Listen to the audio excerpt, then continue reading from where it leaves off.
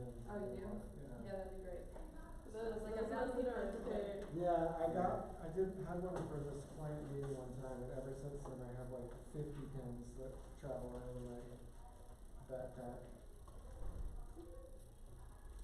You have the best pencils? That's the pencil case. Yeah. That would be organized. Yeah, that's work. Question should be, so when you're ready to start, should we get? Is there any way you can like increase the temperature in these ones? Yeah, I can, Warm it, like maybe 2 degrees? yeah, not a problem. Thank you. And you doesn't have to wear a parka the whole time? Oh, I love solar. Yeah. I've actually even got some post-it notes if you, and or, yeah, we just got a bunch of random stuff on there. Index cards, use those too. Okay, should we go now?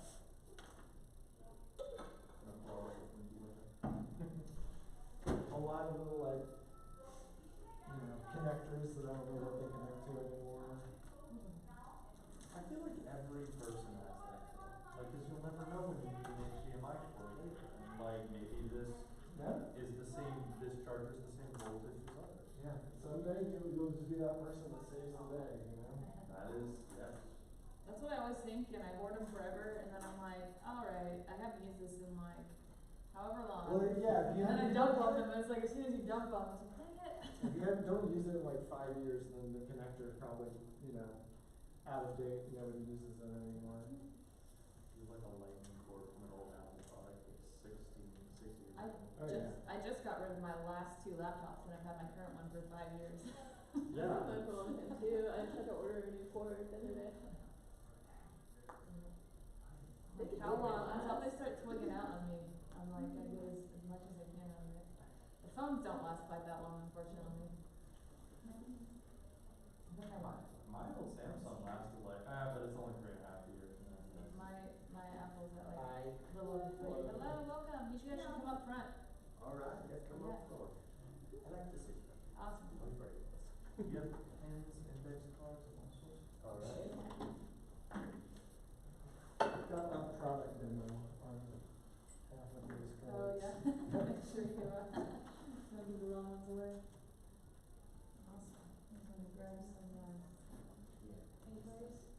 We're gonna be, it's gonna be interactive, so I came ready to participate. Alright. Awesome. What are your guys' names? Sam, Sam? My name is Teresa. Teresa? Awesome. are you Welcome. ready? I am. Okay. Avid? Yeah. Yeah. What brought you here today? To make our dream true. Yeah? what is your dream?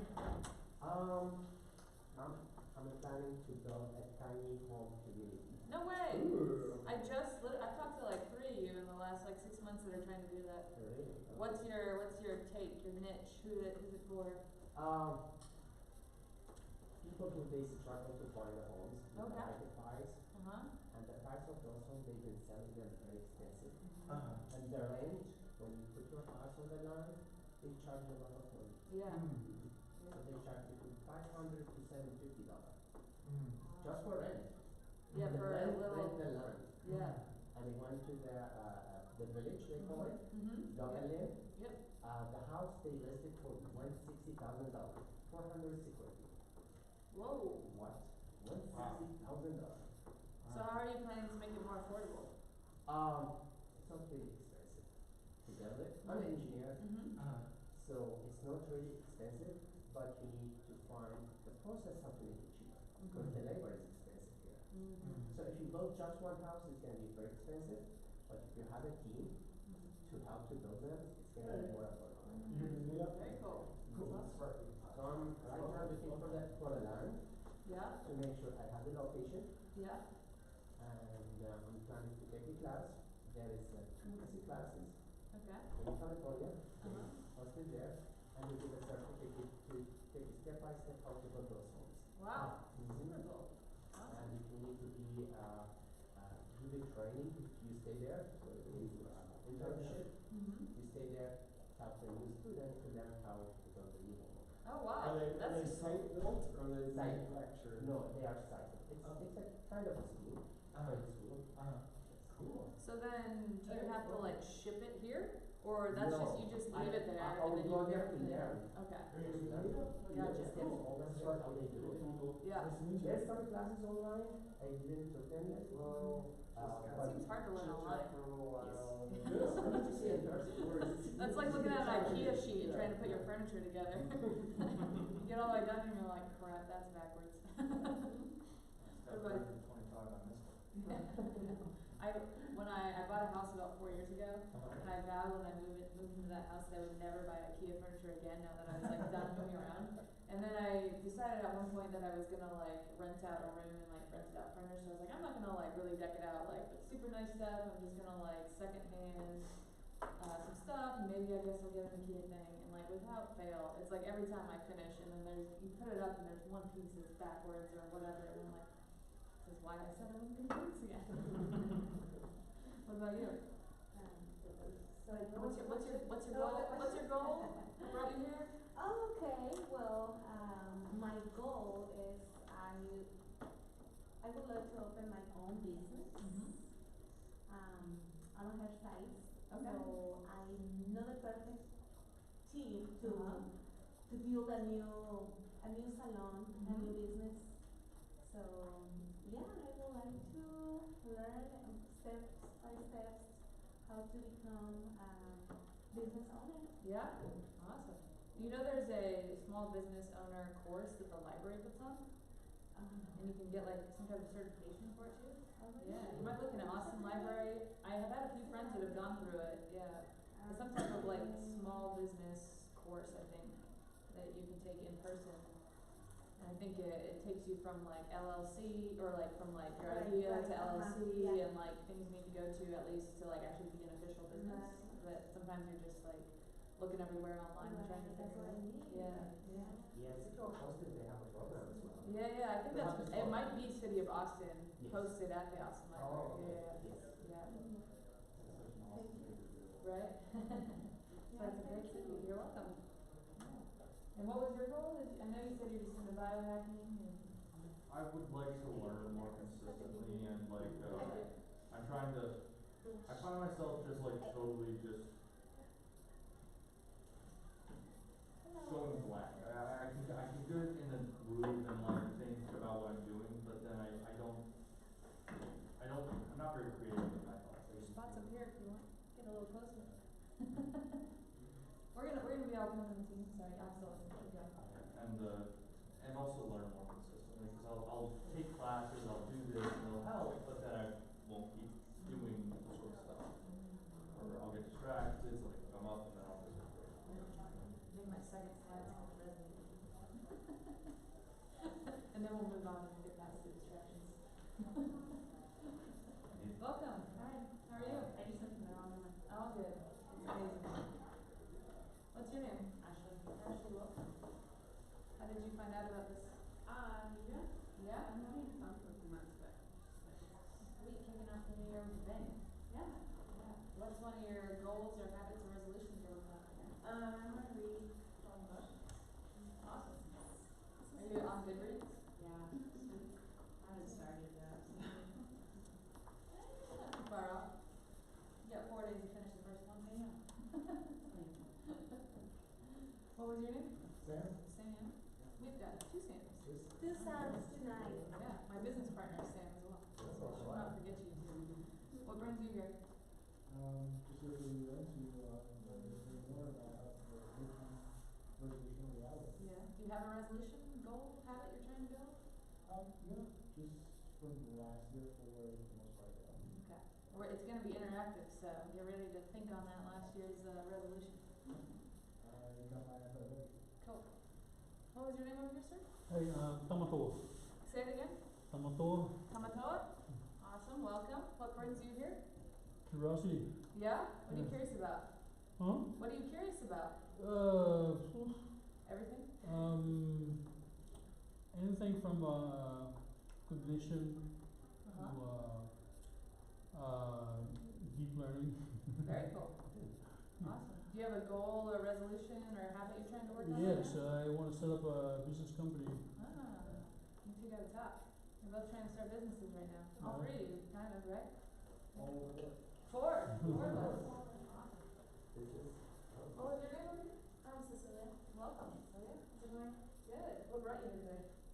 I'm a behavioral scientist. Oh, So I sweet. like to stay in the community of that and see how people take me in different directions. How do you utilize your behavioral science background? Like your own Again, business or? I had my own business. I was in big tech for a long time, and then worked with government clients and legacy infrastructure, legacy mindsets. So behavioral science is what it's about.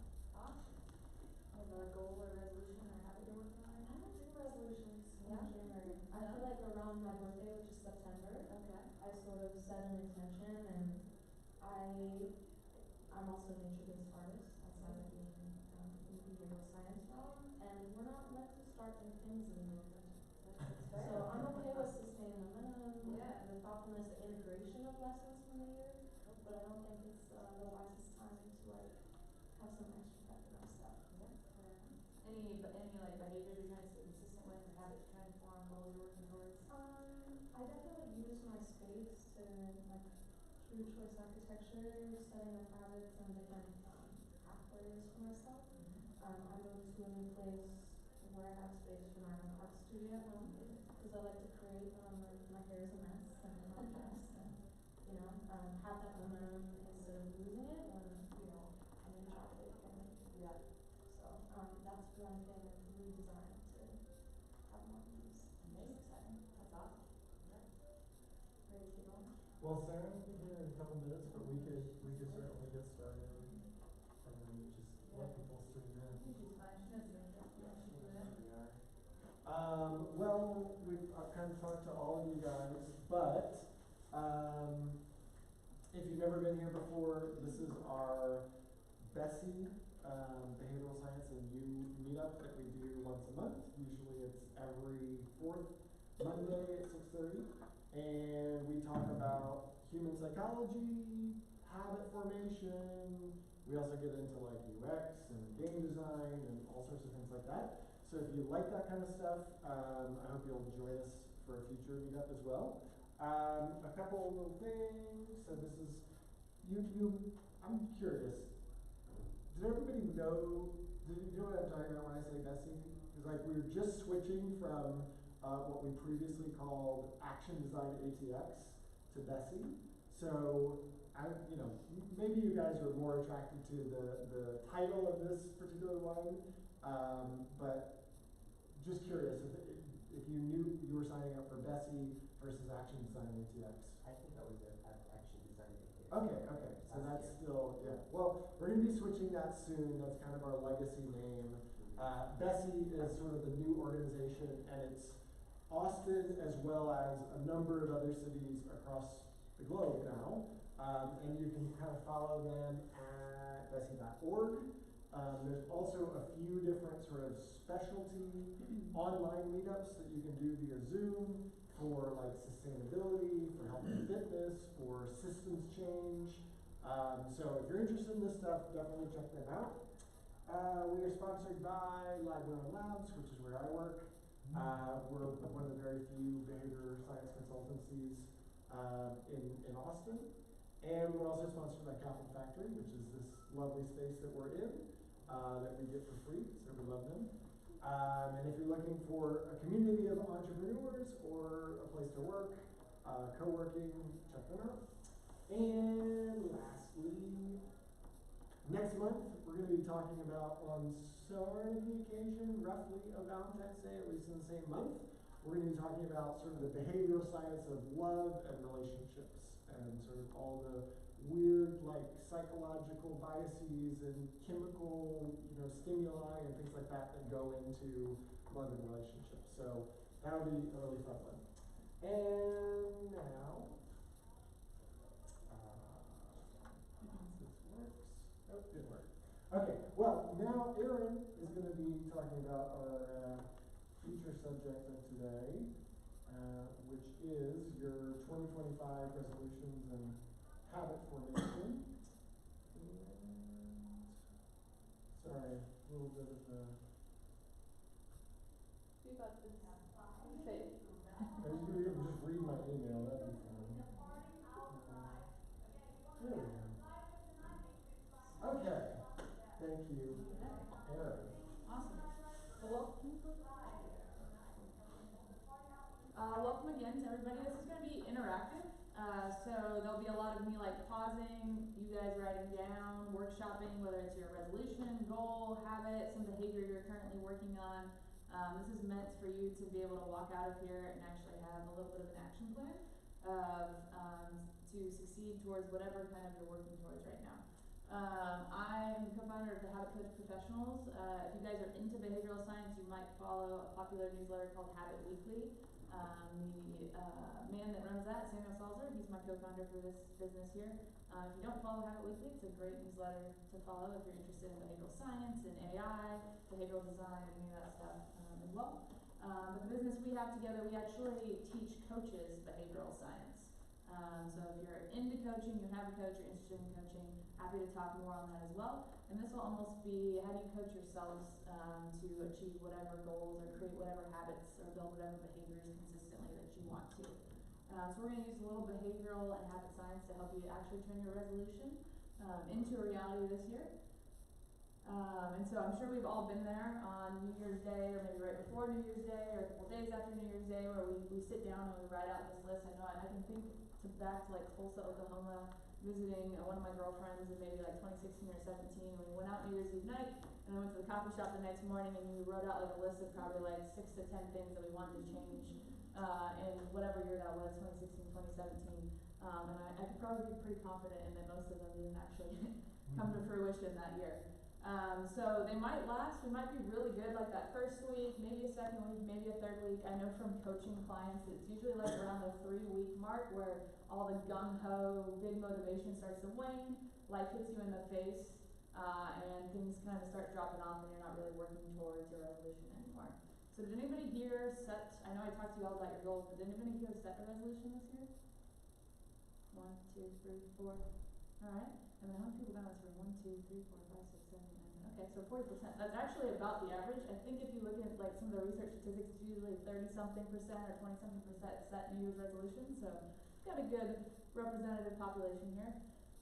Unfortunately though, of the like 30 or 40% of people that do set resolutions, only like 9 to 12% actually like succeed. And whatever success means, you know, achieve their goal or stuck with it. So that's not very high. Is anybody who set it still actively working towards it or have they fallen off? Still going. Sort of, still going. What about, did you raise your hand? And you're still going? Still going. Awesome. So we have a pretty high percentage in here. I think we're high achievers in this world, in this room. But on average, most of the time, it's like 10-ish% of people will actually follow through and achieve whatever they're trying to achieve with their New Year's resolutions. So if we actually can utilize, and there are a variety of ways to go about this, but we come from it from a behavioral science and habit coaching perspective. If we can actually look at habits and think about resolution from a habit perspective, because typically if we need to achieve a goal, we have to do certain behaviors over and over and over and over again to get that goal. So if we can think about habits, which are automatic behaviors that are developed as people repeatedly have a rewarding experience from performing a given action in a given context, in order for that to happen, that repetition to happen over and over and over again, we need to make sure that the behaviors we're doing to achieve our goals are easy to do, are obvious to do, when should we take action, and are most importantly probably enjoyable to do, because if they're not enjoyable, we're not going to do them in the long run. So we're going to start workshopping your resolutions. So right now, whatever if it's a resolution, if it's a goal, if it's a habit you're working towards, if it's a behavior that you're trying to keep doing consistently, go ahead and write that down right now. And then we're going to go. There are pens and index cards available in their table or middle.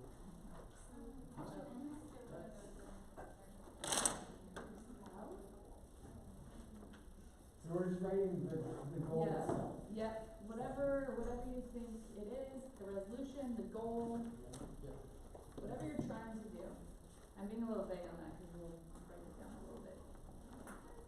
Welcome. We have a paper and then there's some pens written on there. We're writing down our resolution, goal, habit, behavior we're trying to work on right now. Great, thank you. And hopefully there's a few talkers out there because I'm going to have you share it with the group.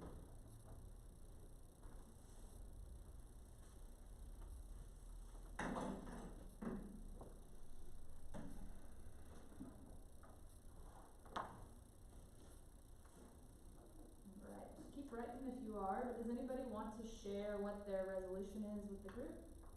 Resolution, goal, behavior, habit, start to go. Journal. Cool. Who else? Spend at least an hour or two a day strengthening data science skills with either project or certification. Cool, thank you for sharing. Reward yourself. Say that again? Reward yourself. Reward yourself. Every time you move to the next step. Or Yeah. you accomplish one step. Awesome. Anybody else want to share? So in some ways, we've got a smart group here, which I like, and we all are sort of talking about behaviors, some of them more specific than others. But one of the biggest things with New Year's resolutions, goals, is that we want to make sure it's something we actually have control over, and we have control over our actions. A lot of times people will set an outcome-based resolution, like I want to lose weight, or I want to read, someone said 12 books a year?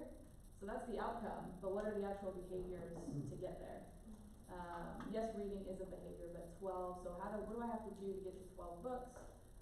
So what are the behaviors we want to do? So in order to make those behaviors easy, I would encourage you now to think about what you did and what can you do to make it so easy that you can do it on your worst day. Not your best day, but your worst day. So if we were to break down journaling, what is actually feasible, what amount, how much, what you said rewarding yourself, how can you reward yourself every day, even on your worst day? What does that look like? Actually draw that picture. And then yours was a bigger mouthful than I can fully remember, but what would be, it was 1 to 2 hours, I know that. Can you do 1 to 2 hours even on your worst day? It's way easier for me to do data science projects than to sit down and do the certification, so I could do that instead, because then I can just, a lot of it is just waiting for the model to build. Yeah. So ways to make it easy. What can I actually do to work towards, or to make that behavior happen, even on my worst days? Alright, so we're gonna continue to break that down. So going back to, most of us have behaviors, but we do want kind of a overarching outcome that we are like striving towards. So what specific desired outcome? So if you're journaling, what are you trying to get to?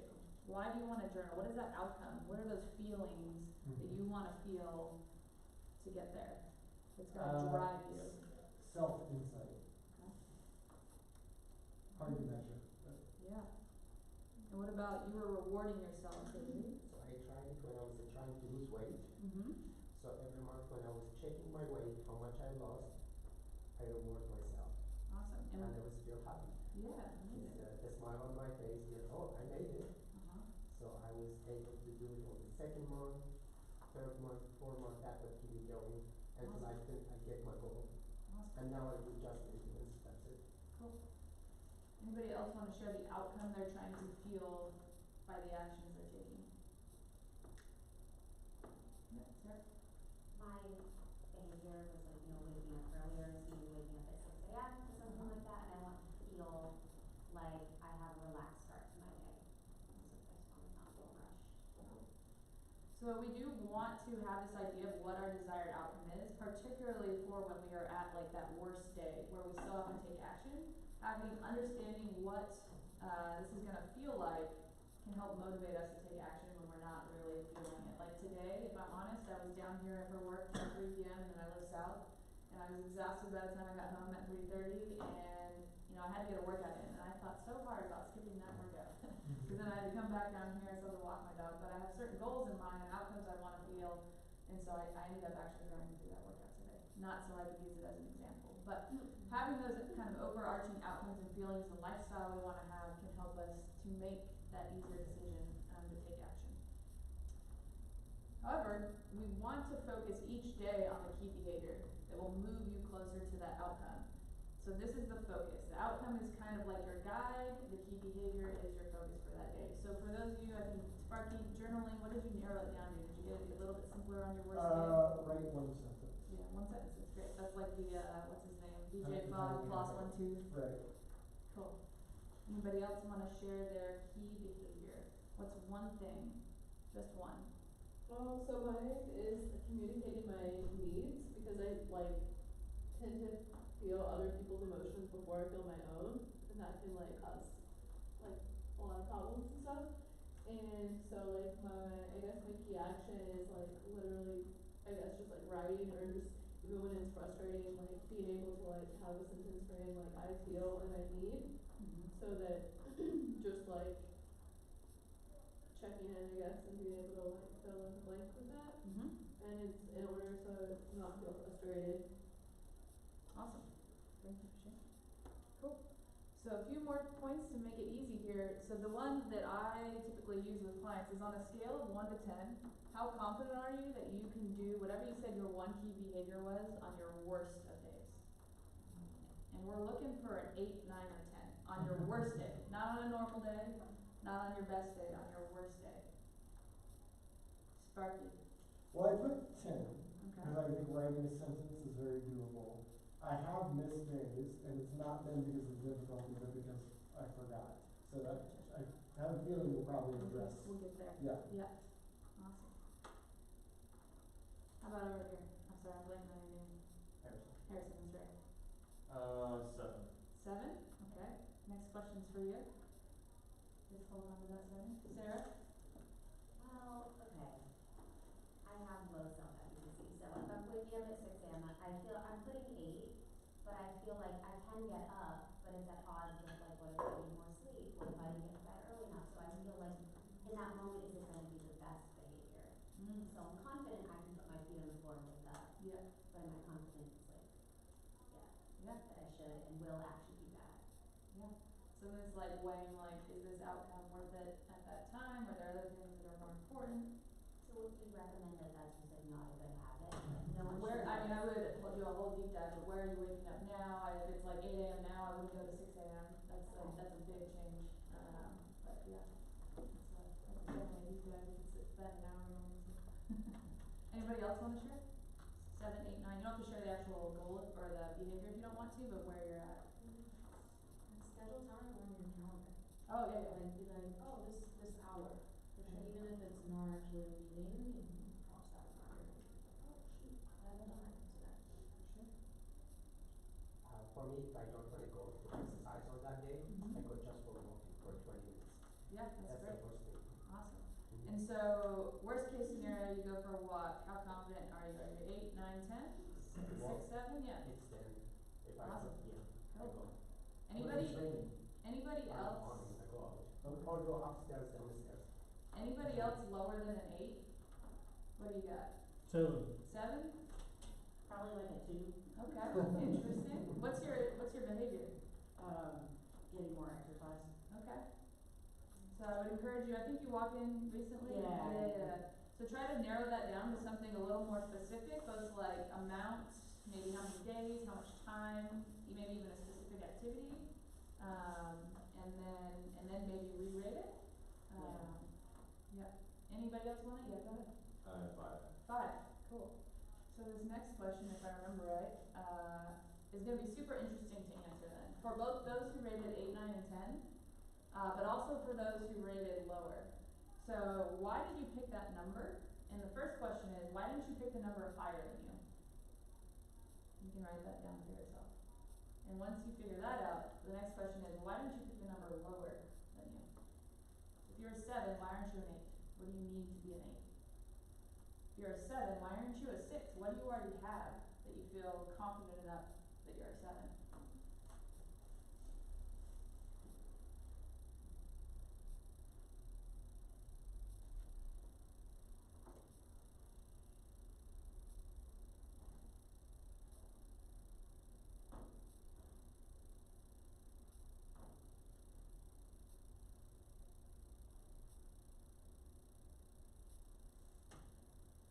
Does anyone want to share why they didn't pick the next highest number?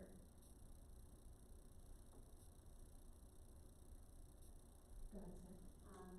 Perfection is important to me. I think 8 and not 9 or 10. Like I feel like I'm flexible and I'm okay with that. So 8 out of 10 is like, I would be super happy with that. Awesome. Why didn't you pick a 7? Because I know that I can force myself. Because I've done things like this before and usually it gets easier so I can push through like discomfort for a period of time. Who else? Same thing. Okay. Yeah. I And You were I seven, wrote- right? I wrote that I guess I'm optimistic by nature, Yeah. so on the worst day, it can only be a 7 though, because on a good day it's a 10. Yeah. So why do you think you couldn't consistently rate yourself an 8? What's keeping you from rating yourself an 8? Because there's 10 graded, so half of it is 5, which is already too low. But what do you think you don't have that, like if you had, what would you need to confidently feel like, yes, I can do this 80% of the time? 8 out of 10. Is there something going on in maybe your environment, or I don't know what your goal, I don't remember what your goal was, so. So my goal is to pass my private pilot license. Pass what? To pass my private pilot license Oh, okay. and to set up the business. So what's the behavior you're working on to be able to do that? Is that The like behavior is studying? to do small consistent actions every day. What are those actions? You're gonna hate me. Okay. I'm a coach, I'm gonna keep asking you to get specific. Actually, it's gonna be anything that, you know, that brings a positive outcome. Yeah, what's one of those actions that would bring a positive outcome? I think have a good sleep. Good sleep, okay. Yeah. And you think, what would allow you to be confident saying 8 out of 10 that you get good sleep? Instead of 7 out of 10? Sorry? So you rated yourself as a 7. Yeah.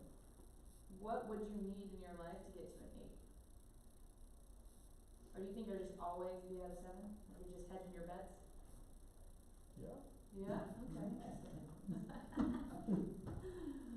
Anybody else wanna share? I don't wanna keep diving in on that.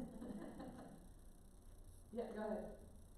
I have gotten feedback from friends Yeah. that get annoyed with me if I don't return their calls Oh, okay. within 24 hours. Oh, wow. So, I don't wanna alienate my friends, I don't have that in me. So, I think Cecilia suggested to actually do time blocking and Mhm. reminder for that. Yeah. It's great suggestion. My other bad habit, I'm naturally distracted very easily. So, I don't always do my workouts, which I try to do Monday, Wednesday, Friday. And I figured out that one of my problems that has caused that is picking up my phone first thing after I get up. And getting sucked into, the vortex of email and social media and all that other stuff. So I just made a resolution, I won't, on the days of the workout, I will not look at my phone until I finish my workout. Amazing. How's that going? Very well. Awesome. Glad to hear that. That is, I've given myself a pamper that. Wow, that's pretty good. Yeah, it always works. The problem is, well, what if you get a text, your phone rings or something like Why that? are your notifications on? That's Don't another get that. conversation. None of mine are on, so. Cool, well, thank you for sharing. Anybody else before we move on to the next step? Cool. So these things, if you really dive into these, and if, like I said, if I were coaching you, this is part of our behavioral assessment in our program, we'd really dive in. Like, I wouldn't let you stop where you stopped. We'd keep going and try to really get something out of you. But making it easy by asking these questions here. So one more, if you didn't rate yourself an 8 or higher, I really think hard, how can I make it even more, a little more easier so that I could rate myself an 8, 9, or 10 right now. And that will help you ensure that you'll succeed even on your worst of days, because the thing is so easy. We like to say 10 is easy peasy lemon squeezy, and you should be somewhere near that gradient there. I always like to say too, that you should have your reaction. Like, if I were coaching you in a one-on-one session and I made a suggestion, and you thought in your head that was too easy, you should be like, why am I even gonna try that? That's too easy, of course I can do that. That should be your reaction when you're starting out initially. Because what you want to do is you want to breed success early, so you can fuel that self-efficacy and believe in yourself that I can do this, and then incrementally level up and tweak it as you prove to yourself that I can do this. Versus if we're starting out at a 5, 6, or 7, well, we are probably 50-50 likely to actually fail and not take a consistent rep, and therefore we're not going to actually build that into a habit or a repeated behavior. I have a question. Yep. We've talked about this for, the BJ Farm example, flossing one Yeah. tooth, right? Is that at a certain level of ease, it's very doable, but feels less rewarding, Sure. right? Like if I pick up a barbell and go like this and put it down, right? Like part of me also is feeling like it wasn't, I worry that I don't have enough motivation of seeing results or feeling like I accomplished something. So how do you balance that? Yeah, so I often say in our program too, we actually look at that more as your domino action. Mm-hmm. And so it's like your minimal viable action. So you say like, yes, this is the minimum thing I'm gonna do, but I could do more. But at the very least, so I can groove that repetition and I can wire those neurons and tell myself I am a tooth flosser, not I'm trying to learn how to floss my teeth every day. You build that rep, so that's the minimum thing you're gonna take action on. Now if you floss one tooth, are you gonna stop there? Maybe, cool, rep, check, did it, I'm a tooth flosser. But probably not because you're like, this is kind of dumb, right? Like I'm not just gonna floss one tooth, and so you end up flossing them all. But if you don't, it's a successful rep. But then the key is like as you've proven, yes, I've gotten success, then yes, level up. Don't sit there for too long. If you're successful 3, 4, 5, 6, 7 times, then there's no reason to keep sitting with flossing one tooth. Move on to 2. I just say that was really successful. I was a classroom teacher for a long time. And it was the same thing with kids when, they had like a whole worksheet or like a whole project that was just overwhelming. Then it would just be like, you could just like cover it off, up or cross it off, or just be like, okay, you're just gonna do number 1. And then they would come back and show you. And then you would just make such a big deal, like, oh my gosh, like, I can't believe that you did that, like, look how amazing that is. And then they would just like finish the whole thing. So, Yeah. it's kind of the same psychology, I guess. Yeah, like once you start to feel success, that's motivating you to do more. And then, I mean, obviously the tooth one is kind of like absurd, and I think that's probably why he gives that example in there. But we want to feel successful. Failure is going to send us way the other way, right? If we don't see that we can do this, we're not going to keep doing it. And then I think something that Annie said is important, which we're going to touch on in a couple points here, but rewarding yourself for it in some way, a little celebration, making it enjoyable, making a big deal over flossing one tooth. We're adults and maybe don't have to make a big deal over flossing one tooth, but still make sure you're celebrating those wins and actually being aware of the successes you're having. I just realized I went to the wrong room. All good? Thank you. All right. So a few more things. I think I've hammered on this now, but make sure to start small. It's super easy to want to start, like I said, with that list I described at the beginning of 5 or 6. Don't start with 5 or 6. Start with 1. Prove to yourself you can do it. Start with one small thing. And then if you want to add another one, or you want to make it harder, or you want to do 2 teeth, then level up. But start with the small thing. I know it feels like it feels too easy, and that's how it should feel. Too easy at first, and then you prove to yourself that you can't do it. The other big thing that we really talk about when we're coaching clients, especially one-on-one, is plan for and try to remove obstacles. So this is something that's often very much overlooked, but consider what might hinder you. I think you were talking about earlier about your art space and designing your spaces. So what in your physical space could keep you from following through on your actions? So physical spaces, home, work, and whatever your third space is. What might keep you from following through? I'd encourage you to write that down now, at least one thing for each of those spaces. To add to that, when you were talking about how do you go from 7 to 8, I have a goal to apply to 3 open calls for art every month. And it's always this super adrenaline rush, and often they need small file sizes and several documents, so getting your digital space organized as well. Yes. Like how can you, predict what you're gonna need? For sure. Yeah. So I don't think I forgot that in this one, but usually when we're talking with clients, we're talking about physical space, we're talking about digital space, mental space as well. And then social environment, social space too. So how might our social environment impact what we're trying to do, behavior we're trying to take consistently? So social, family, friends, roommates, coworkers. How might they impact you? For better or for worse? I encourage you to try to write one thing down right now.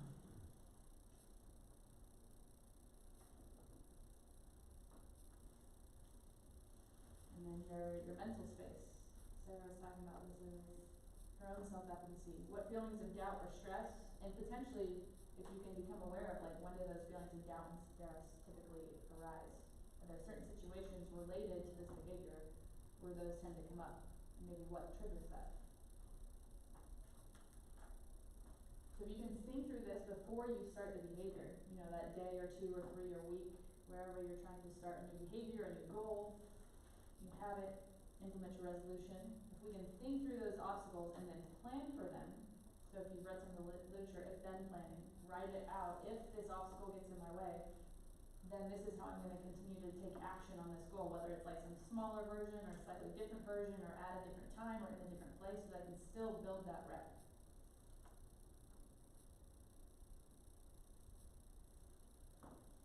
Turning those notifications off. That's a big one. Alright, so now we're going to move on to point number 2. That was all about making it easier to do the behavior. Point number 2 is making it obvious. So to consistently follow through, it needs to be clear what exactly you need to do, when you need to do it, where you need to do it, how you need to do it. The clearer the plan it is, the more obvious it becomes to take the right action in the right place at the right time.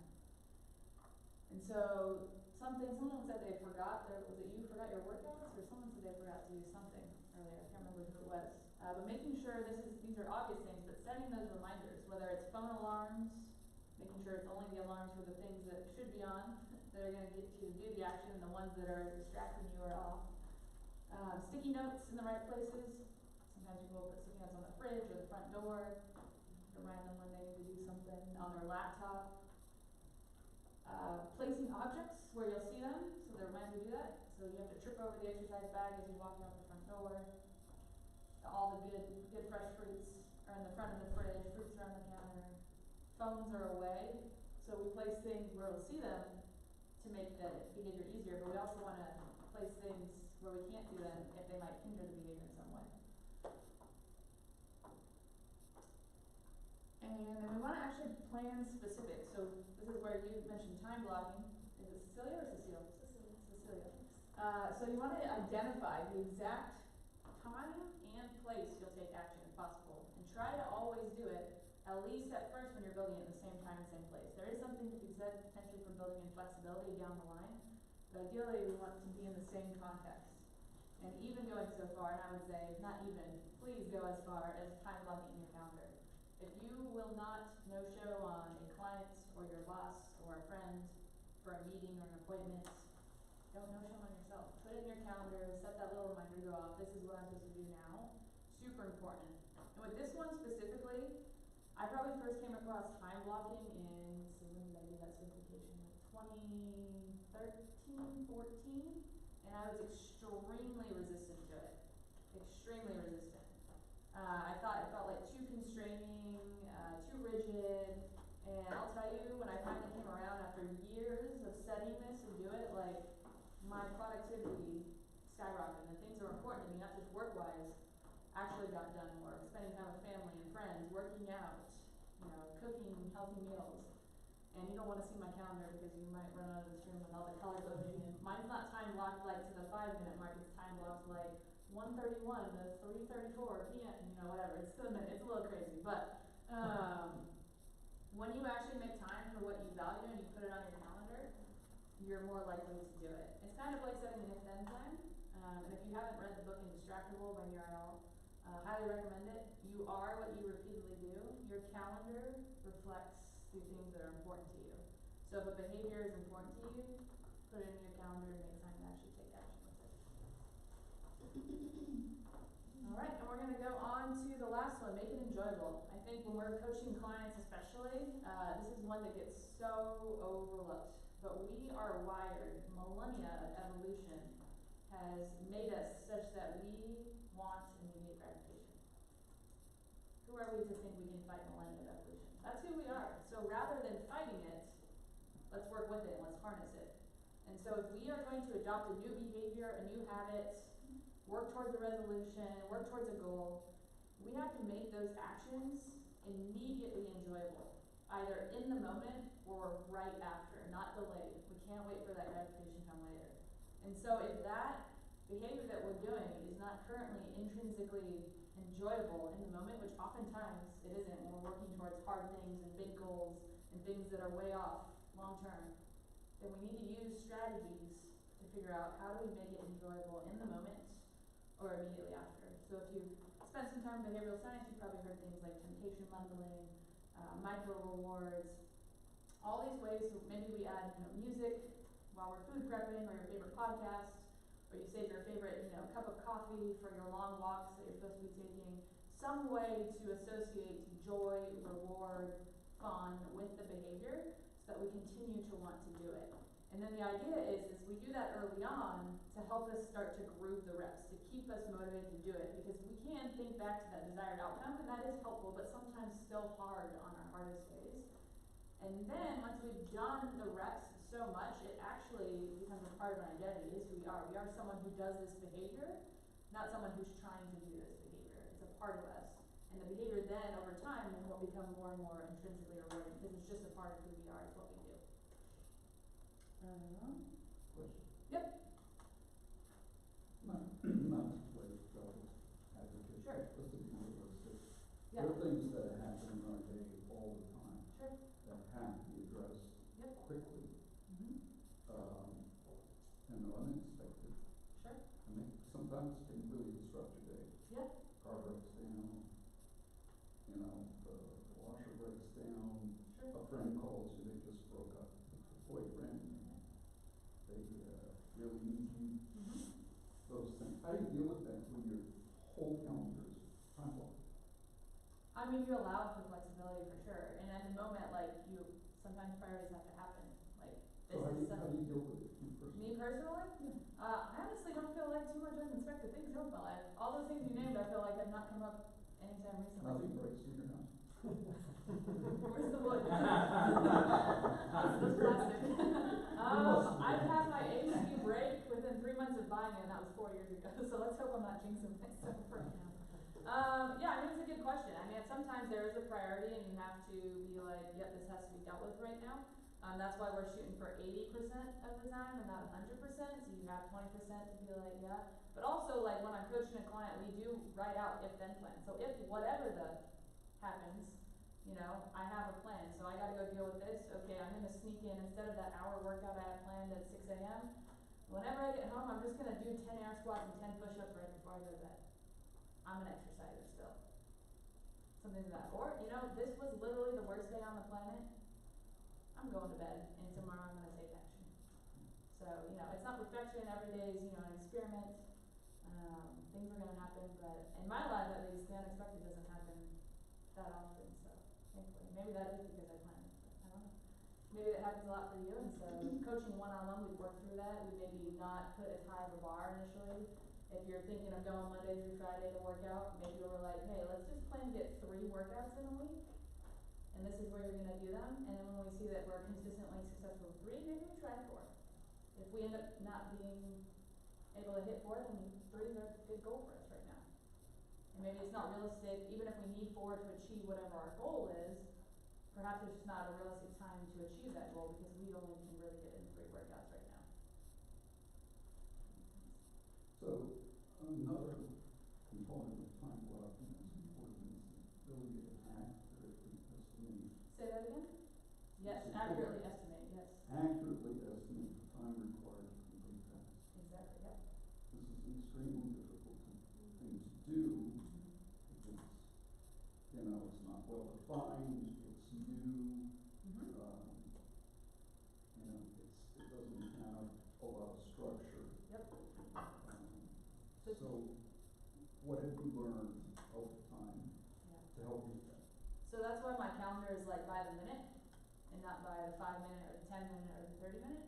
So I initially time block, and then in the moment I go back and edit it. So say I time blocked 8 a.m. to 9 a.m. for writing. But I really started at 8 a.m. For writing, we'll say a social media post. I do that this morning. Okay. Write a social media post 8 to 9 a.m., 1 hour. I got on there at 8:03, I got off of there at 8:47. That took me 47 minutes. I look back every week and I'm like, on average, how long is that taking me? So I get better, I can titrate better and better and better. at how much do I actually need to block for this activities. So that's why the more accurate you get, the more likely you can predict your schedule.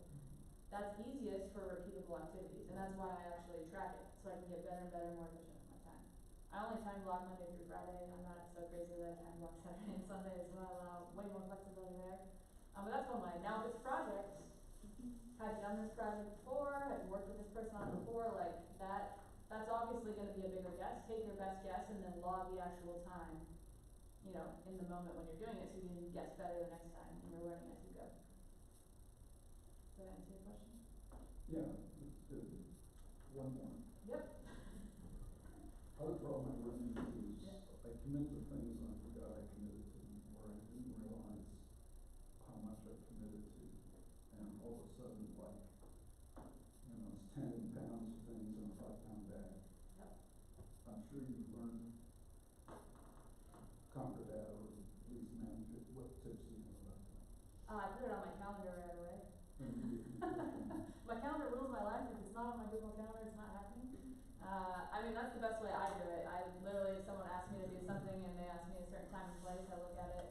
If something's on there, they've got my commitment. And you can ask probably my friends. Amy's a good friend. Like, if I say I'm going to be there, do it. Like, I'm going to be there and do it when I said it. So, yeah, like I said, time blocking, whatever it is, commitments, work, whatever is important to you, putting it on your calendar. And yeah, like you learn, hopefully as you go. And then you put it on there and you realize like, oh, lunch is out with friends. They don't take an hour, they take an hour and a half. Alright, like I don't wanna rush out on them, you know, so like start blocking a little bit more time for that. Yeah. I'm gonna table any more questions you have for right now. And then we'll bring them back to them. Okay, let's see. We had a hand up in the back. Yeah. Yeah, I had a quick comment on the second question you asked. I remember doing an assignment on that exact thing, estimating how long things would take, and I could dig up the exact research papers and the assignments and I wrote, but I remember that the easiest possible method to estimate how long something is going to take, general accuracy, is you estimate it, you have someone else estimate it, and then you take the average for how long each of you thinks it will take for you to do. Because we tend to underestimate how long it will take for ourselves and overestimate for others because partly fundamental attribution bias. But yeah, a quick average is a decent way to start. And that's the thing too, is like if you don't know, you've never done it, and you're trying to guess, and you don't have someone else to ask, budge a little extra. You know, if it's a 2-hour project, maybe budge 30 minutes or an hour extra. That way you're not overcommitting to 10 hours when it's, you know, or 5 hours when it's a 10-hour project. Yeah, and then as you record that in real time, you get better and better at like how long does this actually take. It's a little harder to when the project can't be done by block. Yep. You know, so this But is your like- project is certain actions, you can break it down, and so you can get better so at the key is breaking it Yeah. down into the. and finding those repeatable chunks and then doing that. Alright, we're talking about enjoyability. Ask yourself these questions: do I enjoy this behavior or do I enjoy feeling afterwards? So whatever your behavior is, do you enjoy it intrinsically? And do you enjoy it after, or do you enjoy it after? Like sometimes people I do sometimes enjoy my workouts intrinsically, but also sometimes I don't. But I will always, without a doubt, love the feeling I have when I finish a workout. So how do I make it more enjoyable? I'm almost always listening to music. Like my favorite songs, pump-up songs from high school basketball days, you know, the good 2000s hip-hop. What were you gonna say? Yeah, for me, I feel I enjoy the exercise after 30 minutes for some reason. I don't know why. And I feel I need more, you know? Yeah. I was targeting for 1 hour and sometimes I stay for 1.5 hours before I feel my body is ready. Yeah. Yeah, that's for sure. So you might have to do something initially for that initial 30 minutes to kind of get you going. Listen to your favorite podcast or music or watching TV while you're doing, you know, the cardio machine or whatever it is. If by chance you answer no to both of those questions, you gotta figure out how to make it enjoyable some way or it's not gonna last long term. So think about ways in which you can maybe pair something that you inherently enjoy with the task you're doing so that that experience feels pleasurable, enjoyable, and fun. Or, you know, you're leading up, we've done like micro rewards with people sometimes. So like if someone is trying to achieve some type of health outcome, perhaps like every time they complete whatever health action it is, they put $1 jar, and then once they've done, 90 days in a row, they've got $90, and they can finally go buy a pair of Lululemon pants, maybe cropped pants. So it's like, and that reward reinforces the action they're trying to do, right? They're trying to exercise more, now they have pants that look good on them, they wanna wear those pants, they make them feel good. So ideally, if you are gonna do things like micro rewarding, it's leading to something that will reinforce the behavior you wanna do. Alright, so really important to make sure you answered yes to at least one or two of those questions. If they're both a no, we need to figure that out. And then just answer that question. If not, how can you make the experience more rewarding? So does anybody want to share, if they intrinsically do not find their behavior rewarding that they're working on, how do you make it more rewarding? If I go to the gym, I try to go to one, like I go to Live, and I try to make sure that I go to one that has a hot tub, because I really like that. I thought you were going to say hot men, but That's that's awesome. That's a great reward, especially this time of year. Yeah, awesome. What else we got? I like end my workout or my walk or whatever at a coffee shop that I like and get myself out like an unsweetened tea or like coffee depending on the time of day. So like I come back home with a little treat. Amazing. Love that. Anybody else? I love to cook, but I don't like doing dishes, so I'll call a friend Did you or. do the dishes? I mean, occasionally I have that blessing of but no, I'll call a friend, hold on to dishes. Oh, yeah, Sort that's of like, amazing. rather than thinking about, oh, I hate this, I'm thinking about, oh, we get to catch up. I really love that. Maybe I'll do that tonight. I'm in a sink full of dishes right now. Thank you for sharing that. Were you gonna say something else? Me? Yeah, you were looking at like you had an idea. Oh, I'm just very attentive. Okay. But I will say the calling thing really helps because I feel like even on runs, which is kind of ridiculous, sometimes I'll call my mom because I'm like, I want to talk to her more and I really don't feel like running. And I might run slower and I might be out of breath and it's kind of awkward, but she's used to me by now. But I will end up talking to my mom for like 20 minutes and then I didn't even realize I was running for 20 minutes. And it's like, okay, well, I did it and I did two things that maybe I thought I distracted each other out. Yes, that's awesome. Any other ways we reward ourselves, make things enjoyable? Well, not exactly enjoyable, but less painful if you break it up into little pieces. Mm-hmm. So, the thing I probably hate the most that I have to do is taxes.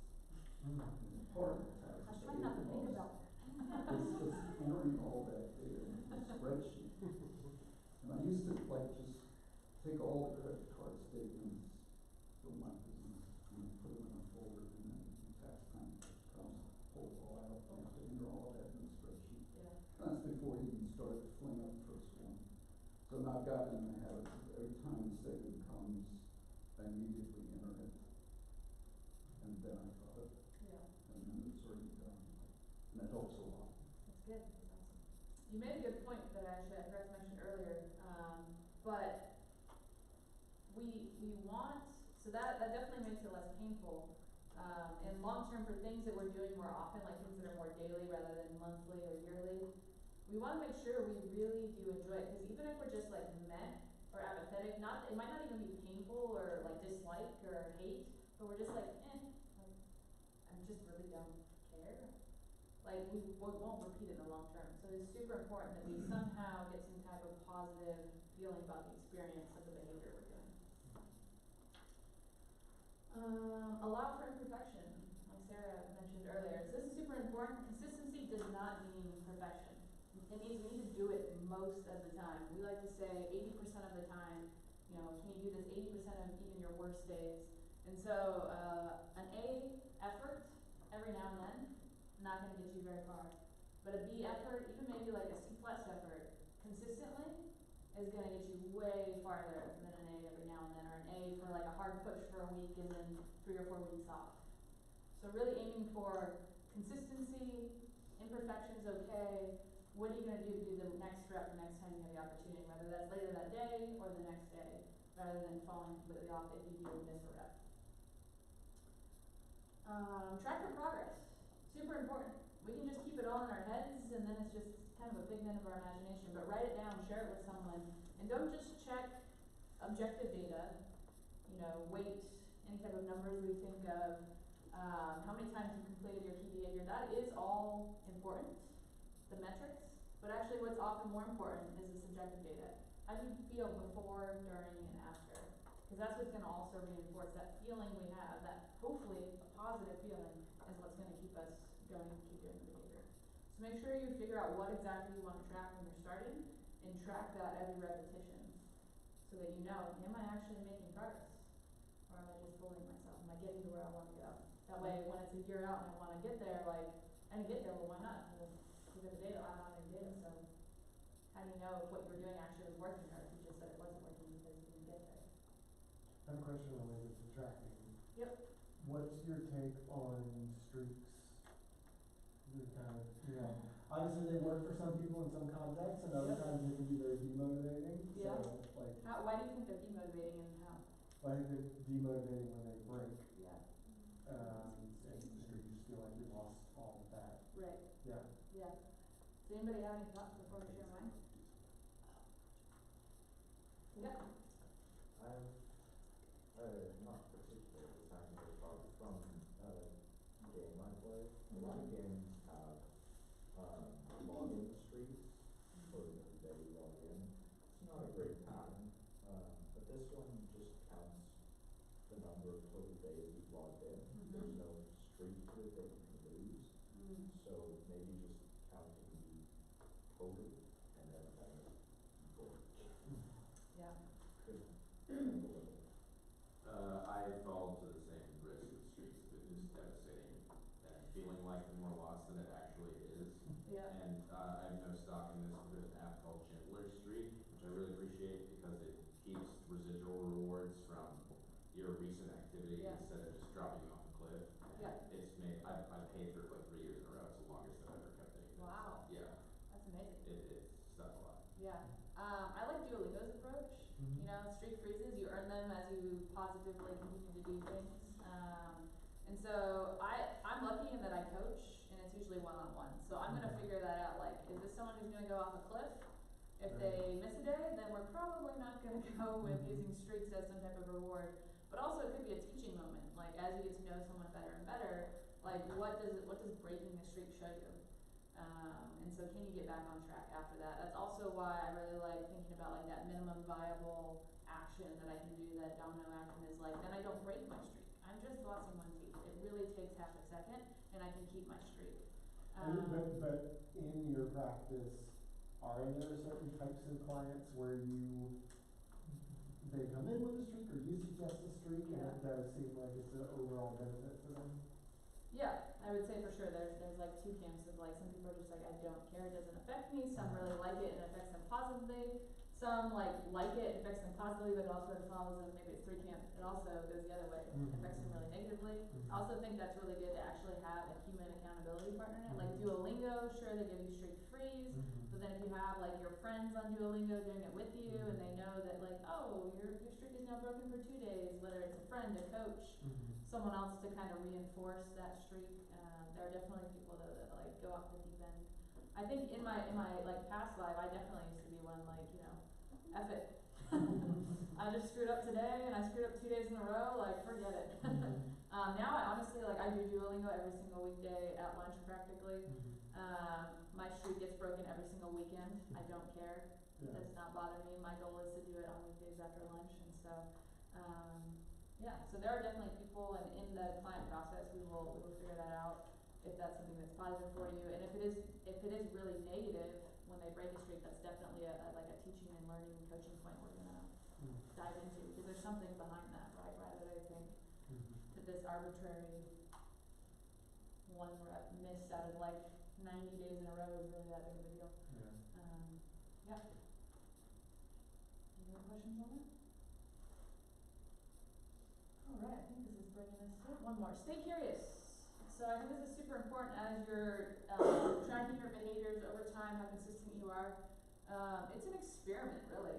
Like we're setting a certain goal as far as like a behavior that we're gonna do, it's an outcome we wanna reach, and then we're thinking about what metrics we're going to track as we go.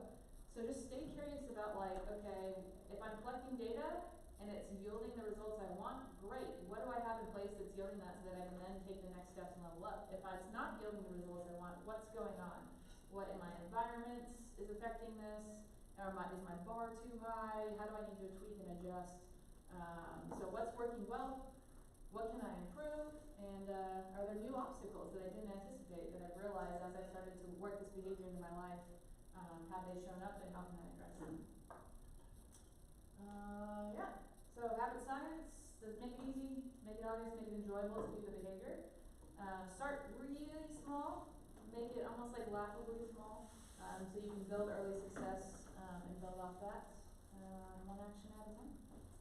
Any other questions?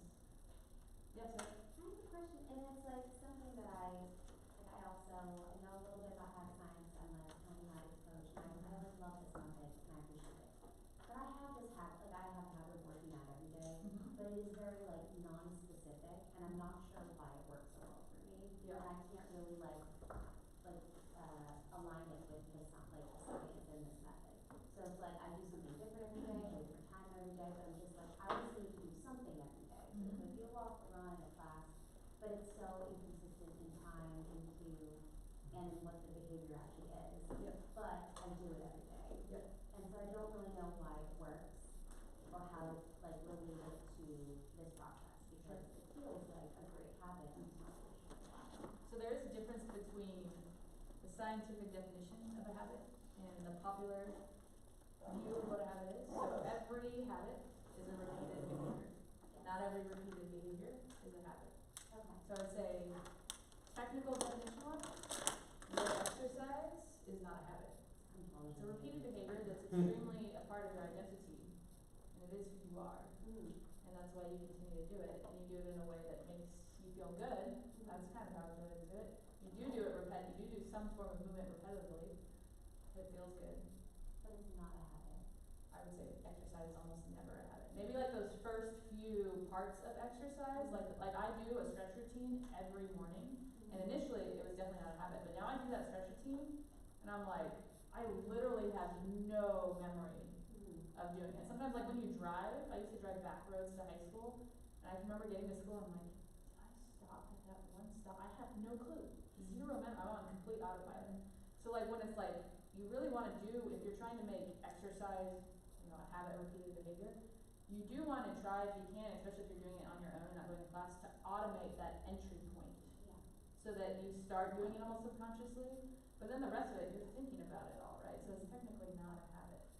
But we can still use the science, because all habits are repeated behaviors, to try to get us to repeat behaviors more often in a formula. So whether they're actually a habit or not, do I really care? No. If you're doing what you're supposed to do to get to where you want to go, fantastic. Call it whatever you want.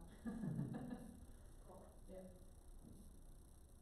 I have a related question that I forgot about, kind of similar about automaticity and like,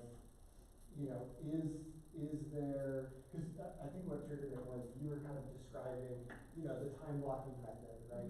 And I do a little bit of that, but I'm also like, my personality doesn't fit having it super scheduled out. And so, within the world of healthy habits, right, setting aside like work meetings and things like that, like I value having a little bit of automaticity to where I don't want to necessarily, there's certain things when I'm starting out, journaling for instance, I want to say, well, I'm going to do it at this time, I'm going to put it on top of my computer, and I've got to do it before I open my computer for the day. But then there's other things like exercise where you kind of get to a point of almost craving it, right? Where like that's like if I don't do it, then I'm like, what? And if I get to the end of the day, I still kind of feel that. So is that purely a result of getting enough reps in, or is that something that you can sort of strive for as you're building a habit? I'm not sure I know what your actual question is. What?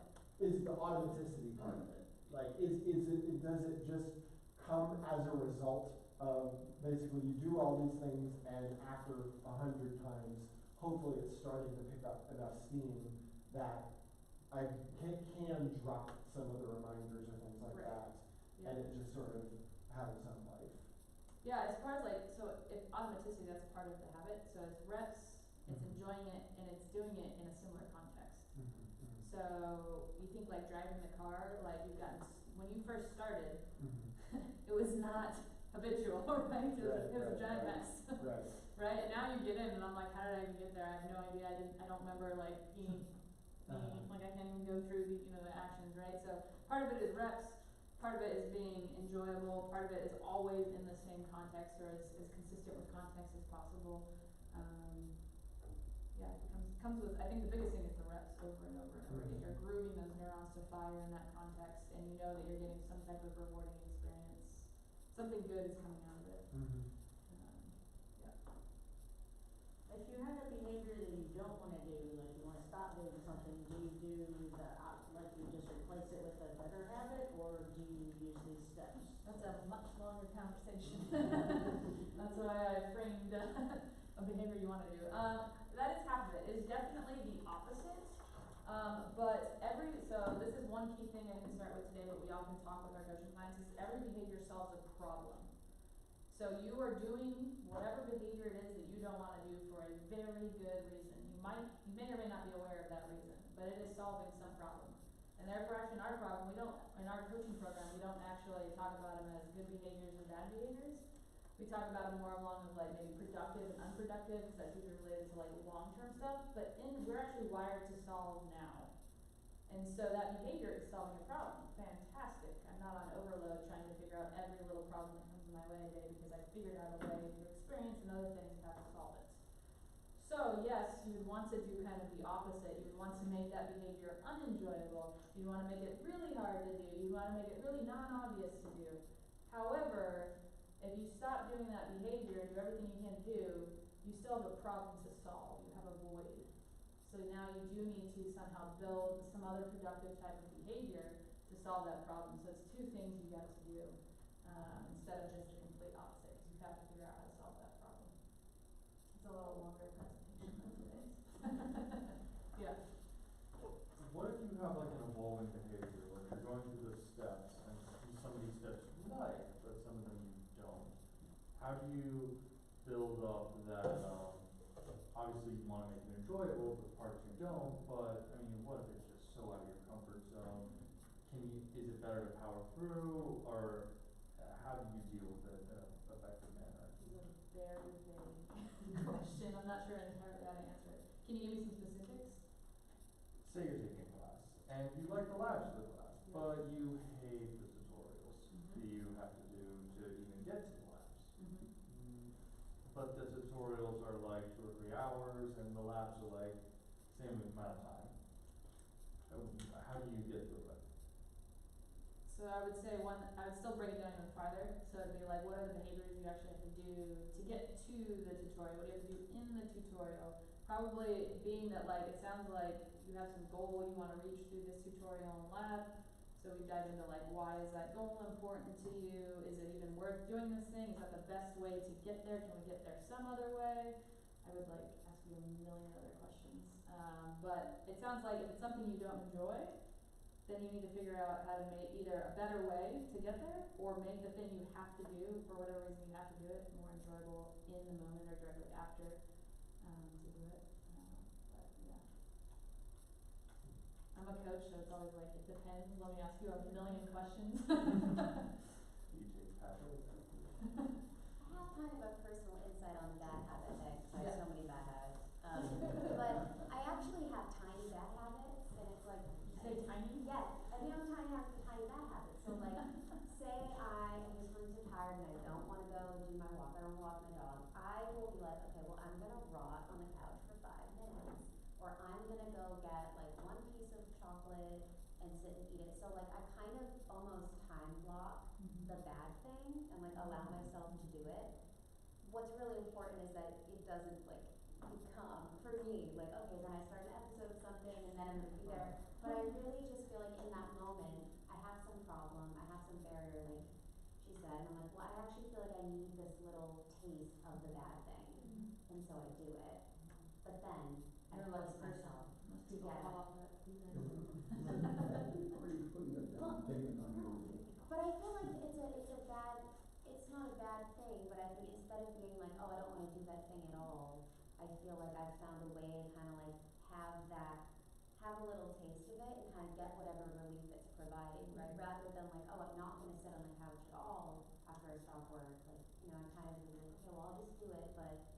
gonna give myself 10 minutes, and I'll set a timer, and then after 10 minutes, you do have to like force yourself. Doesn't sound like a bad habit at all. No, it's bad, because maybe I'll even just Don't throw say that. that word.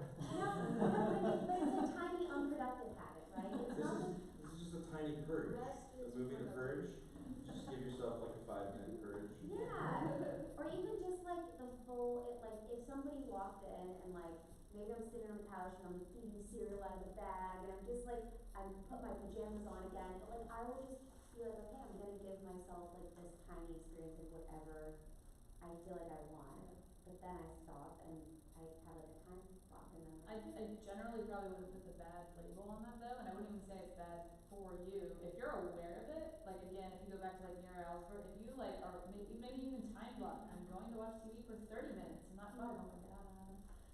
Maybe that is a good thing, maybe that's what you need.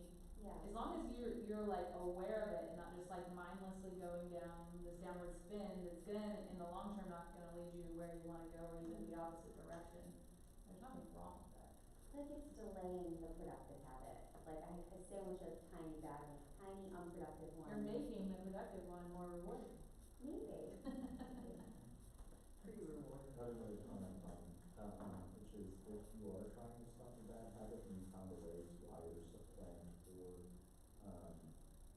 get it to fade away, there will probably be an extinction burst, which is it disappears for a while and then it comes back really strong. Just know that that happens, and it's probably an isolated event, and then it may happen again, but to a lesser degree, and less and less. That really resonates. You got that?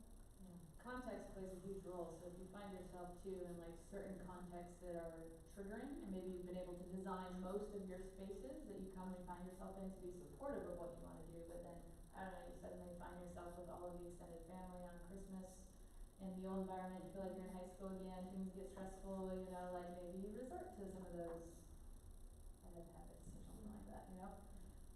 The other thing I'll say too, kind of related to that, but we teach, at least from kind of like a mental perspective and like the stress or the distressing feelings we might feel related to these quote unquote bad habits and trying to overcome them, is if you've ever heard of like surfing the urge, which really comes with a lot of practice. But initially, like when you feel whatever that kind of feeling or emotion, whether it's stress, anxiety, tired, boredom, loneliness, whatever, sadness, and you want to give in to that quote unquote like bad habit, whatever it might be, initially just becoming aware of that is super helpful. And being like, okay, yeah, I wanna watch TV, I wanna binge watch whatever, I wanna dive into the bottle of potato chips, or I wanna scroll nonstop on social media, I wanna just veg on the couch, I don't wanna go see my friend, whatever it is. Just the first step is like awareness of that. Okay, I realize that when I have these feelings, this is the thing that I do. And that's like just step one. If you can slowly become aware of that, great. And then maybe it's like, all right, I feel this, I'm just gonna sit with it for like a minute, and this really sucks, and I'm getting, you know, antsy and shaky, and then okay, I'm gonna go ahead and just let myself give in to the thing, cool.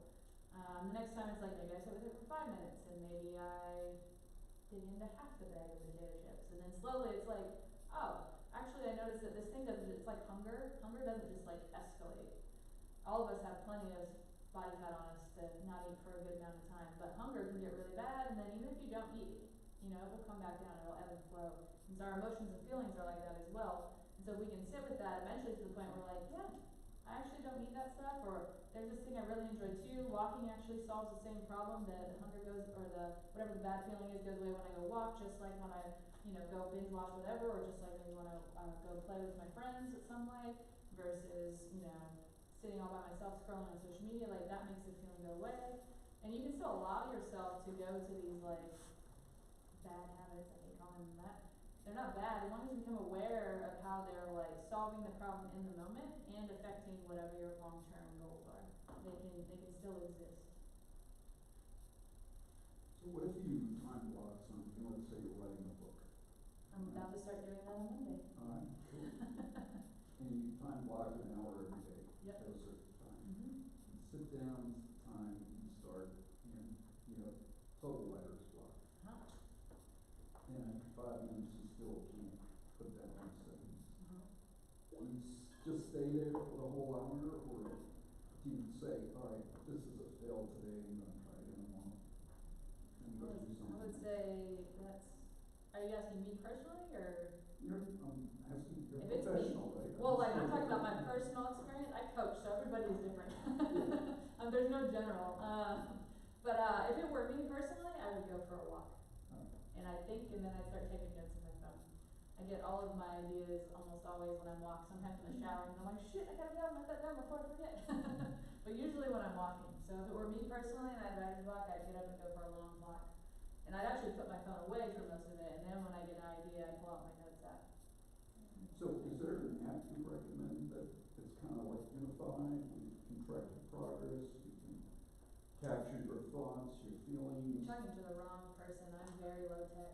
I do know there are voice to text, Yeah. AI tools that exist, so you can actually dictate what you're thinking on your walk. Yeah. If you didn't wanna put your phone away. Be like, these are the things I'm frustrated by, or maybe like you start getting into the periphery of an idea that's good to write about. My business partner will literally just start having a conversation with ChatGPT. He's like, this is what I need to write about, I can't, I'm having trouble, this is how I'm feeling, and literally I'm gonna start using it as like a therapist and ideator. It does have fun. Yeah. I have a friend who did that about relationships with women. I thought it was kind of freaky, but. Oh, I'm not saying I recommend going to ChatGPT Yeah. for therapy. But Can I he make a said, suggestion on that something, one? from, Can I make a suggestion for your question?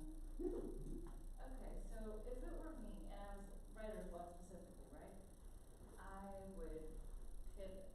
So I like the walk idea, but what I would probably do is, I don't know, try to come up with some sort of other creative idea, like maybe have like a writing prompts or something that you can go through just to kind of get the writing juices going or something like that, in case you do get writer's block.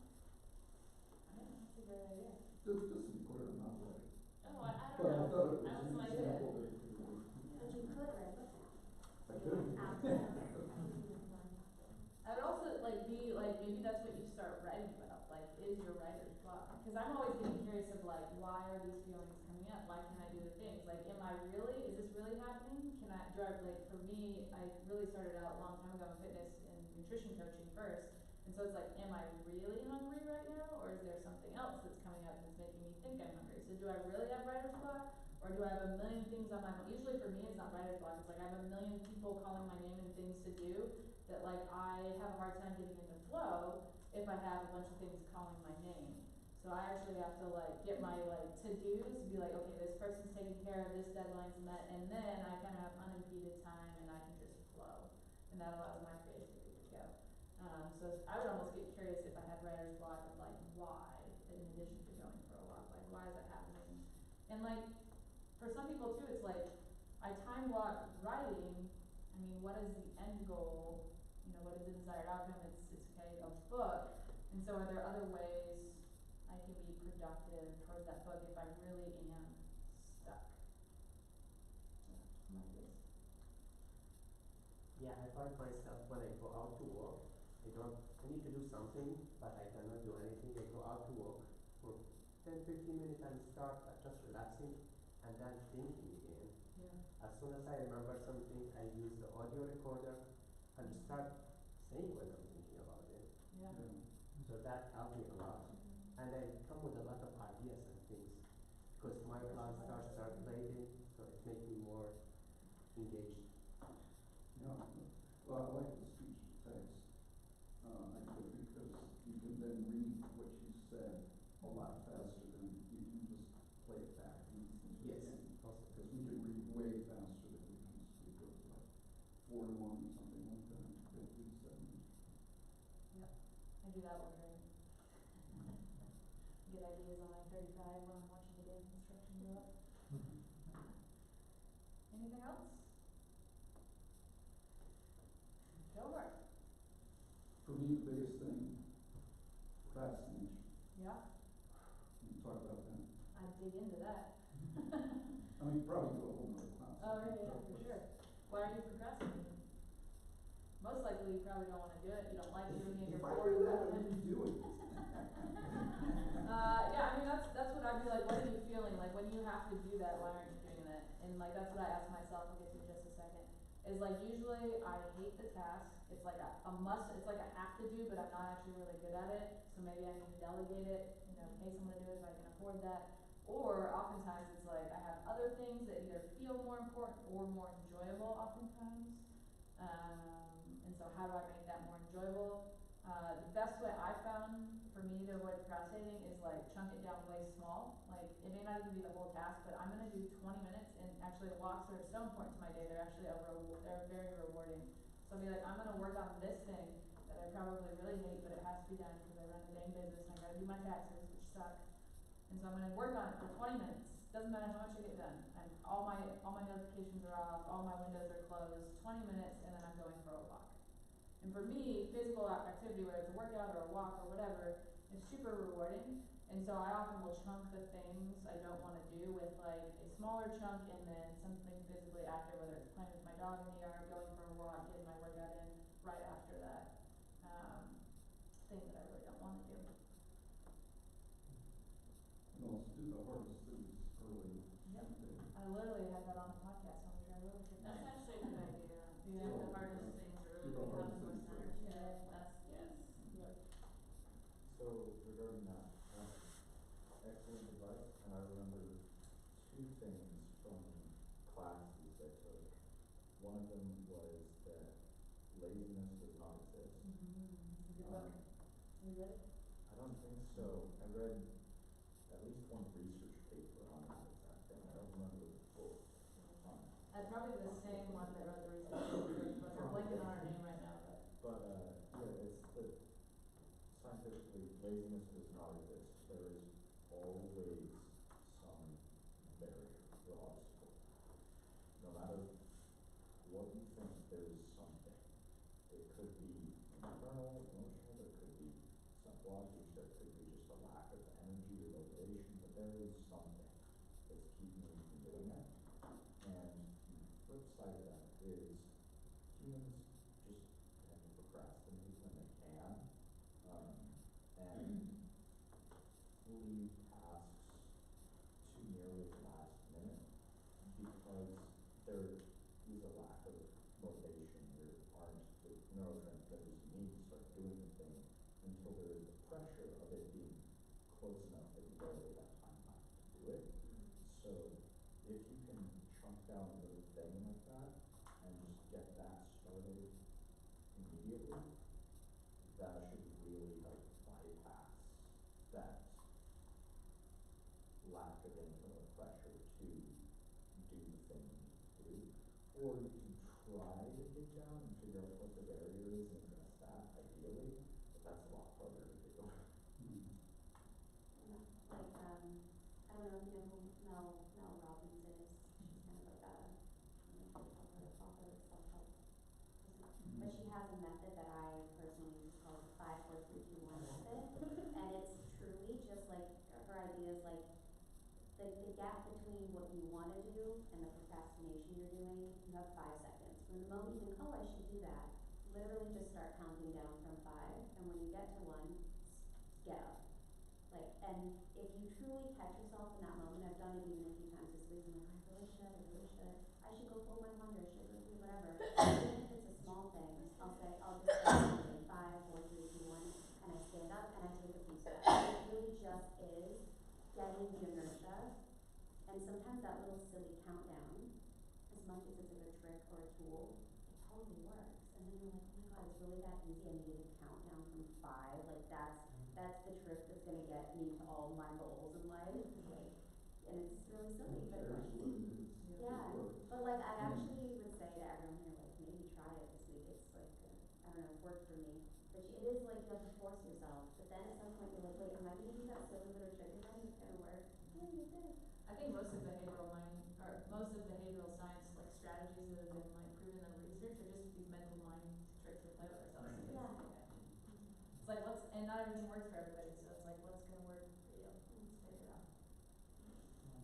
Talking about books and other proposers, any recommendations? Books? Just like out in the open? Oh my god. I can send a list. My business partner has 100 of them, so on any specific topic, behavioral science wise? Yeah. I'd like to regarding goals. Wendy Woodland, I'm blanking on it. It's something, obviously something with that. I like Good that. habit, bad habit. Atomic habits. Good habit, bad I habit. like that one. Atomic habits. I think for a lay population, Atomic Habits is great. He's not a researcher, he's just a writer, but he's taken the research and made it like really easily usable. Katie Milton's book. Yeah. The Wendy Woodland is Good Habits, Bad Habits. Is it How to right? Change? Yeah, that's right. Yeah. Good habits, bad habits. How to Change is Katie Milton. Yeah. The thing that I think is like hard about some of those books is they give you a lot of strategies, which is great. Take them from at the Walt Disney They Stick. Where we come from in like our programs is we actually teach how you actually assess like when is this the right strategy to use. Are we having like an environmental problem with our digital space or our built space or our social space? Are we having more of like a self-efficacy problem? They're writing things. So all of these books are great. If you're not like are you in the behavioral science space or just like an interest? Yeah, I mean starting with Atomic Habits is a great place because he just kind of makes it really easily digestible for the lay population. I'm familiar with that one. Yeah, it's in every airport. So. So it's a great place to start. I give it to a lot of like friends and family members that are trying to just get a little better in life. It's a good starting point for sure. Doesn't get too heavy on the research. Allows you to pick up a few things and start playing with them, throw them at the wall, see if they stick for you.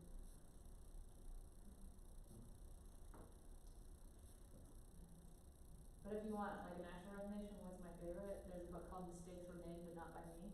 And I think it's very relevant in like today's cultural age. So that's one behavioral science book that I think is really fascinating and intriguing. Doesn't necessarily have to do directly with like building habits, but like behavior and changing. Cool. Anything else? Any other thoughts? Alright, well, happy New Year for the last time of 2025.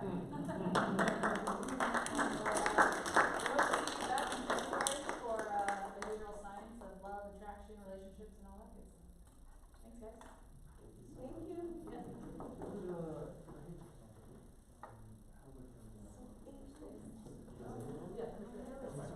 Yeah.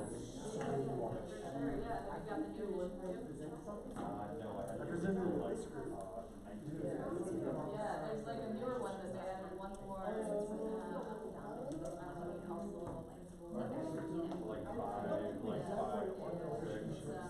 It's, I think it's There's one on connection.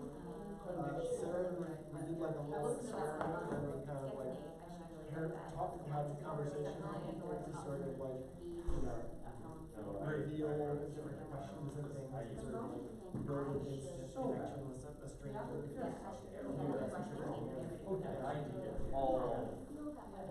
But I encourage you to come to the future. I was talking to everyone. Yeah.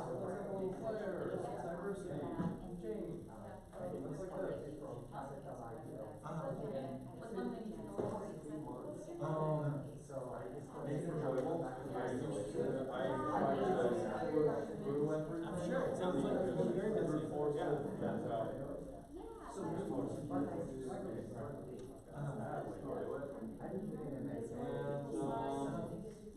How to split it up, and then split these out well into like matrix to well, you don't fuck with it. And I know it's awesome. I'm glad. Yeah, I think when I was first learning behavioral science,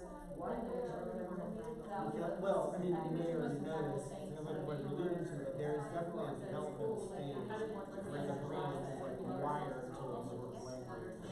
Yeah, my kids went to Spanish language elementary school, and their Spanish accent is like fantastic, and I will never ever come close to that, like my mouth just can't roll the R's or the sounds the same way that they can.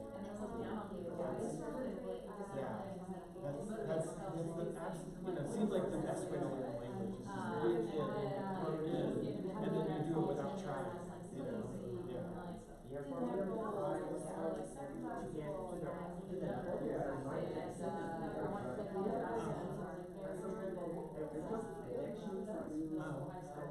And then when I started actually in college, grad school, I was like, oh no, it's really stupid. That's millennium, we're trying to find a mile, like 20 years in existence, you know? At that point in time. So it's like actually. Yeah. It's good to be different and memorable. My name is Sparky, so that's, you know. Yes, yes. We would have like, at least make the experience enjoyable. It's just, I really want to use everything in my free You time. won't do that, anybody else will. I do not want like the obesity. Yes, so for myself, when I You know, you've seen, I'm sure you've seen those shows where there's no fun pass. English, It's, I feel there's great, I Yeah. would keep switching to try to. like I'm reading, I love audiobooks. It's like, I'm wired for that, but I know just as I don't want to be able to work, I want to be able to. I just And I started work the in audio. this industry, so I want to be able to For tread, 30 minutes. you know, the right More pitches actually and, listen. How focus was yeah, going all on. these things, but I try to find it like in the moment, yes, I want to. I'm really hoping that it seems obvious that AI is going to advance because I do go as well. But, there's only so much you can get out of like a little exercises or whatever. I feel like if you could just converse with it, that you would learn it much faster. And then, you know, and then it could also sort of on the fly sort of say like, you're pronouncing this, you know, piece wrong, or, you know, give you sort of very personalized advice.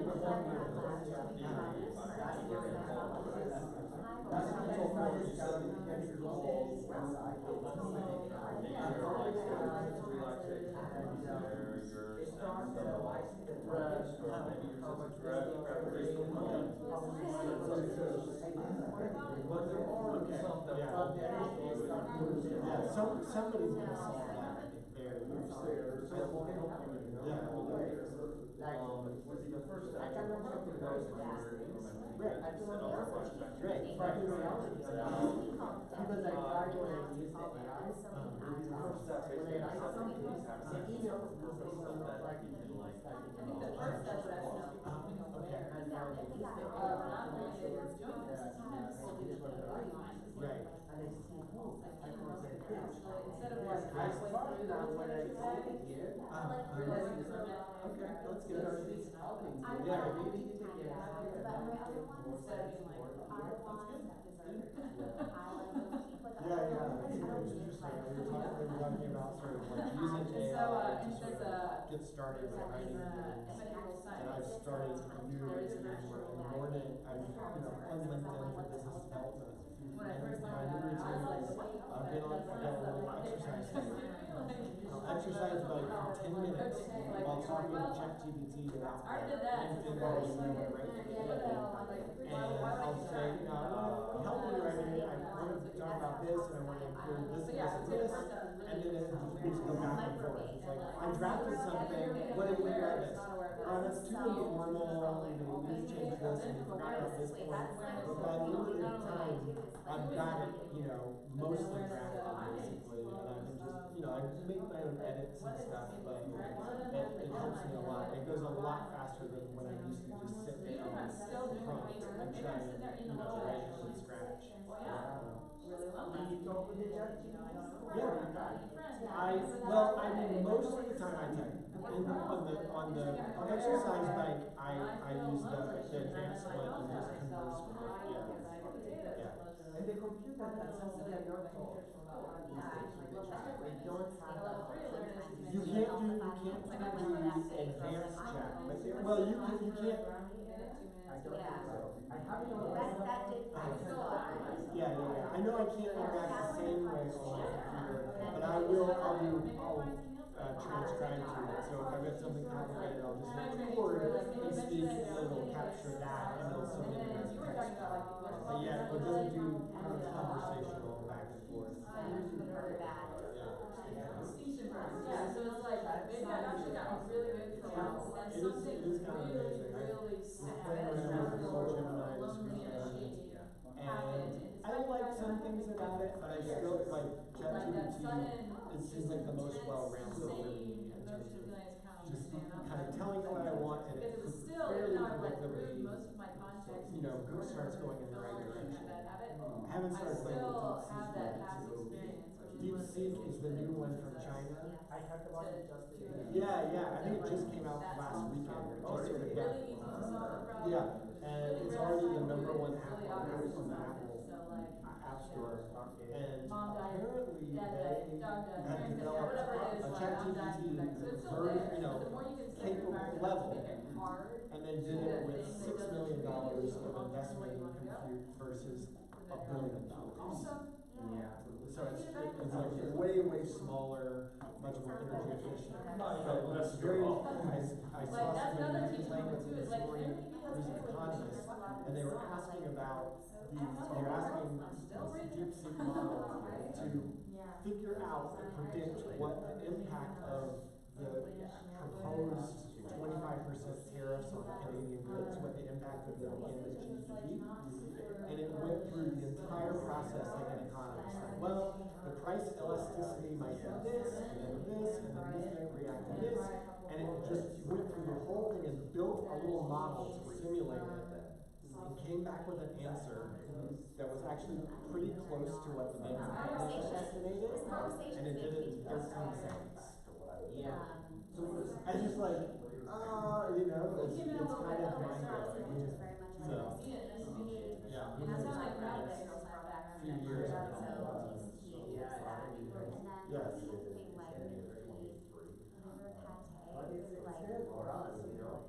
It is. I think it's gonna be. It's like the internet. Like, you know, when it first came along, people were like, "Oh, this is so cool," and nobody realized that it would like half your life would spend using it. You know, like we do now. So I think it's at least that level of accuracy change. Well, thank you both for coming. You took a year-long nap, you're in Montana, you're going back. Next month, the fourth Monday. Yeah. Yeah, so I think maybe that's the 24th.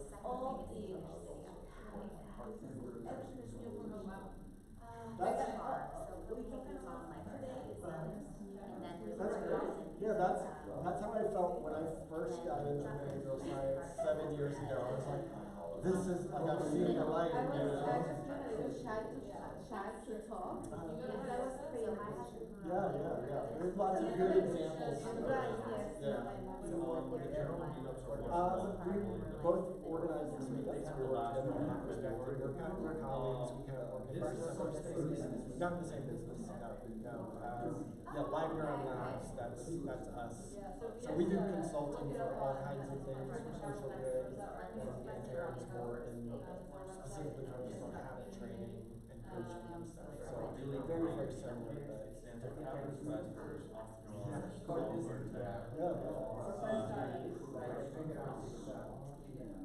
around your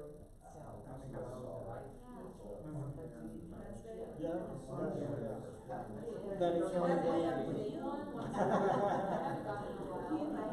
Good. Yeah. Very good. Well, good start. Yeah. Was there for you? Thanks for coming again. All right, thank you so much. Yeah. But I would say, It is. It's a little chilly in the room.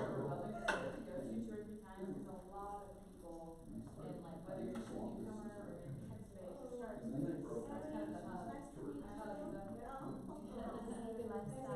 See you back. Yeah, awesome.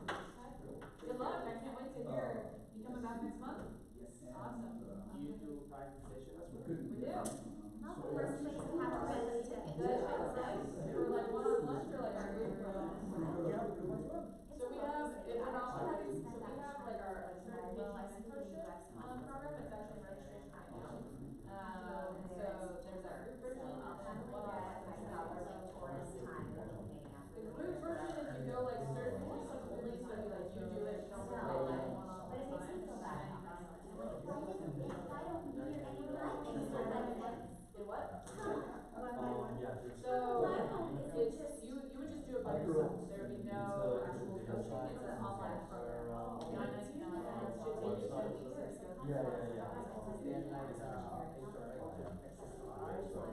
There are